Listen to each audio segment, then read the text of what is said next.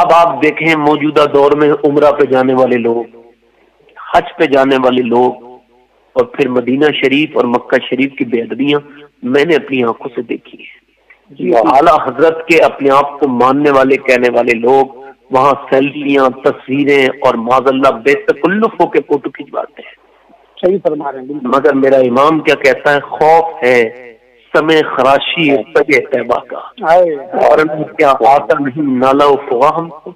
اعلیٰ فرماتے ہیں مدینے کا ادب یہ ہے کہ جب تمہیں سسکی آنے لگے تو سسکیوں کو خدا کے واسطے روک لو، کیونکہ وہاں زور سے رونا بھی جو ہے بے ادبی ہے۔ اسی لیے جنید بغدادی کو مواج شریف کے قریب 40 سال کی عمر میں آئے تھے، ایک دم کھڑے ہوتے ہی جاتے دیکھا تو پیچھے سے جا کے پوچھے حضور آپ کب کے بچھڑے تھے مدینے سے، آج آئے ہیں بڑی مشکل سے ساتھ، تو آپ 1-2 منٹ کھڑے نہیں ہوئے، کیسے اتنی جلدی آپ ہٹ گئے؟ تو جنید بغدادی کہنے لگے میں نے حضور کی بارگاہ کا ادب سیکھا تھا، مواج شریف تب تک رہا جب تک میرا سانس رکا رہا، یعنی میں نے حضور کی بارگاہ میں سانس کو روک کے حاضری دی۔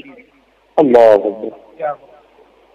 اب آپ مجھے بتاؤ سید صاحب اور آصف بھائی قبلہ یا جتنے لوگ مجھ سے سن رہے ہیں، آپ لوگوں کا سب کا خادم ہوں، بتائیے ایسے مدینے جانا چاہیے کہ حضور کے روزے کی ارے گنبد خضرا کے ساتھ سیلفی لینا یار؟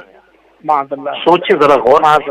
اعلیٰ حضرت فاضل بریلوی کون ہے؟ آپ ذرا غور کیجیے۔ آپ اعلیٰ حضرت کے بھائی علامہ حسن، ٹھیک ہے، علامہ حسن اعلیٰ نے دعا بھی کی نا اپنے شعر میں، الہی بھلا ہو جناب حسن کا، اس طرح سے کوئی شعر ہے جس کا مفہوم مجھے یاد ہے۔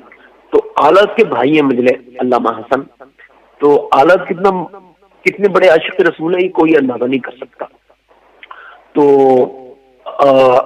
اعلیٰ حضرت فاضل بریلوی کو علامہ حسن بلانے آئے کہ چلو بھائی ذرا ایک نکاح پڑھا دو، آپ نکاح پڑھا دیجیے۔ تو اعلیٰ تو گئے جا کے، کچھ لوگ ہاں کچھ مجمع لگا تھا، پوچھا صاحب وہ کس کا نکاح ہے؟ تو سامعین کو حیرت ہوئی اور علامہ حسن رونے لگے، کہ لگے حسن روتے کیوں، بتاؤ نکاح کس کا ہے؟ تو قدموں کو پکڑ لیا بیٹھ کے اور کہنے لگے بھائی آپ بھول گئے آپ کی بیٹیوں کا نکاح ہے آج۔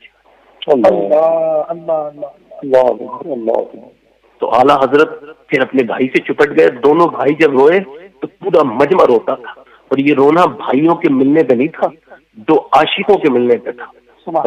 کیا تھے اعلیٰ حضرت کے؟ اعلیٰ رو کے کہتے تھے حسن سنو میں حضور کے کام میں ایسا مصروف ہوں کہ بھول گیا آج میری بیٹی کی شادی۔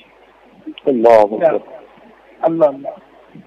کوئی آپ لائیے تو کہیں برابر پہ لا کے بٹھائیے، آپ کسی کو اللہ نے اتنا عشق عطا کیا، کیا عشق ہے، کیا محبت ہے۔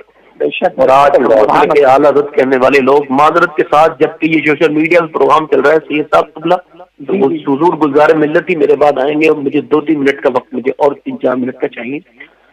عرض کرنا چاہتا ہوں اعلیٰ حضرت وہ شخص ہے کہ جنہوں نے کہا کہ خدا کی رضا چاہتے ہیں دو عالم، خدا چاہتا ہے رضا محمد صلی اللہ علیہ وسلم۔ اعلیٰ حضرت نے ہمیں مقام رضا اور مقام ادب سکھایا، اس وجہ سے جو مسلک اعلیٰ حضرت کے ماننے والے لوگ ہیں ان کے اندر ادب بدرجہ ختم ہونا چاہیے۔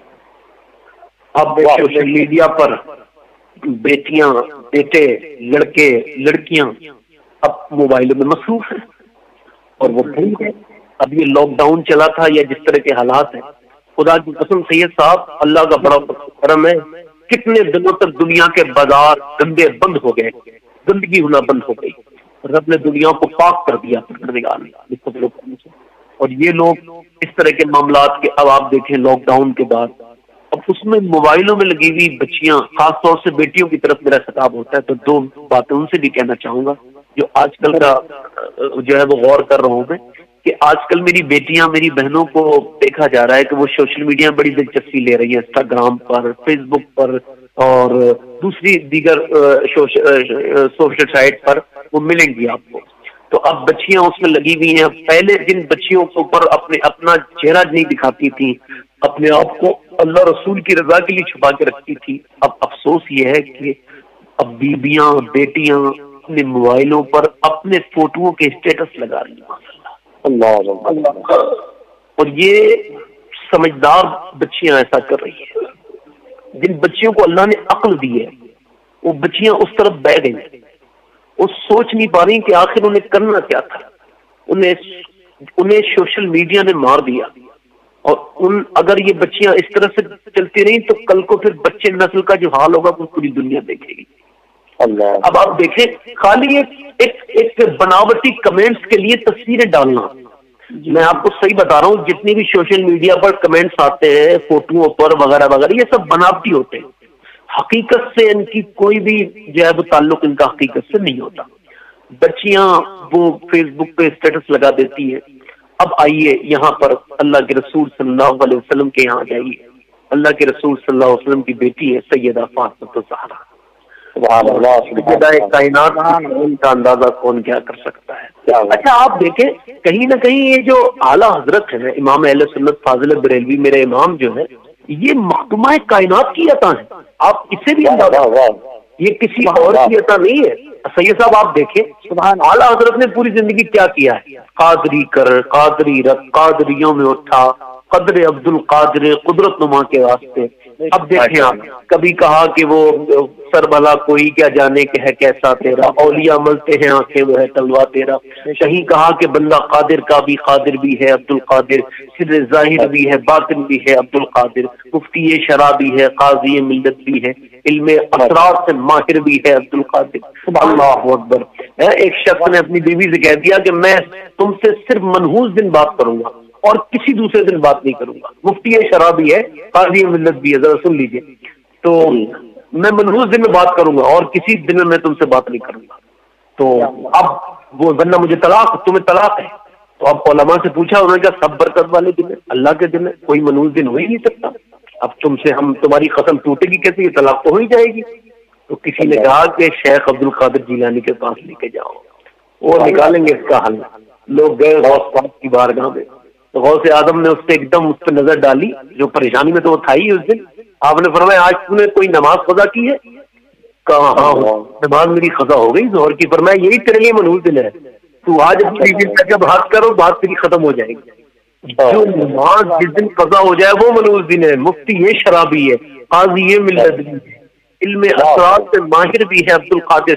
آپ دیکھیں اس کے بعد، آپ دیکھیں یہ کتنا ذکر کیا ہے اعلیٰ حضرت نے کہ مصطفیٰ کے تنے بے سایہ کا سایہ دیکھا، جلوے زیبا تیرا۔ اچھا یہ پوری دنیا کو یہ بات پتا ہے کہ جو بھی اعلیٰ حضرت نے خود لکھا ہے کہ غوث اعظم کو جو بھی ملا ہے وہ اپنی عبادت اور ریاضت سے نہیں ملا، سمجھ رہے ہیں، بلکہ پوچھا پھر کیسے ملا ہے، کہا یہ خاص طور سے سیدہ فاطمہ الزہرا نے عطا کیا ہے، سیدہ کائنات نے عطا کیا ہے، کائنات نے عطا کیا ہے، نبی کی بیٹی نے عطا کیا ہے۔ اب دیکھ رہے ہیں آپ، اب دیکھیں اب غوث پاک کو کس نے عطا کیا، سیدہ فاطمہ الزہرا نے۔ عطائے غوث اعظم عطائے خاتون جنت ہے۔ اب ادھر دیکھیے آپ، یہ پوری بریلی میں یہی ذکر ہوتا رہا، بھائی بریلی کی گلیاں بغداد کی گلیاں بن گئی، بریلی کے محلے بغداد کے محلے بن گئے، بریلی کے لوگ بغدادی لوگ بن گئے، بریلی کی زبانیں بغدادی زبانیں بن گئی۔ جب اتنا کرم ہوا میرے رب کا، اتنی توفیق ملی تو پھر رب نے کرم کیا، اور اس وقت میں ایسا لگا غیب سے یہ آواز آئی ہو، اور اس وقت محلے میں بچہ جب پیدا ہونے والا تھا ایک سودا گرام میں، تو ایک آواز جیسے آئی ہو غیب سے، وہ احمد رضا تو نے میرے عبد القادر کا اتنا ذکر کیا ہے، تو اتنا مچلتا ہے، تو لے دیکھ میں تیرے گھر میں ایک ایسا بچہ دے رہا ہوں کہ جو بچہ تیرا ہوگا مگر شکل تیری نہیں ہوگی، شکل میرے عبد القادر جیلانی کی ہوگی، میرے اس محبوب کی ہوگی۔ اللہ اکبر۔ اور وہ جو بچہ بڑا ہوا تو اسی بچے نے کہا تھا یہ آنکھیں، یہ سر ہے، یہ دل، یہ جگر ہے، جہاں چاہتا ہے وہ قدم ہو۔ سبحان اللہ سبحان اللہ سبحان اللہ، ماشاء اللہ، واہ واہ واہ۔ تو یہ خاتون جنت کی عطا ہے بھائی، جو کچھ بھی ہے غوث پاک سے نے دیا خاتون۔ تو میں کہہ رہا تھا میری بیٹیاں جتنی بہنیں سن رہی ہیں تو وہ رویا نہ کرا کرے، نعتیں سن کے رونا بند کرے۔ امام غزالی کہتے ہیں عمل شروع کرو، رونا ہے تو رو مگر کوئی بات نہیں، مگر عمل شروع کرو۔ تو عمل آج سے کیا شروع کرنا ہے؟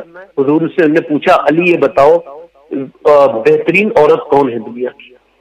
تو اب کوئی بتا سکتا ہے؟ تو کسی صحابی نے نہیں بتایا۔ مولا علی نے کہا حضور دوسرے دن بتایا، تو حضور نے فرمایا تم بولو کیا کون ہے دنیا کی بہتر عورت؟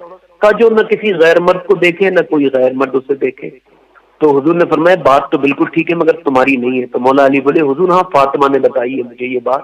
اللہ اللہ اللہ آج بچیاں اپنا نام فاطمہ کے نام پہ رکھتی ہیں، جو ہے وہ نفیسہ فاطمہ، سیدہ فاطمہ، طریقے وغیرہ وغیرہ نام رکھتی ہیں۔ تو نام رکھیں، وہ اپنی جگہ اچھی بات ہے، مگر اپنا کردار میں بھی خاتون جنت کی جھلک اپنی پیدا کریں اگر اللہ توفیق دے تو۔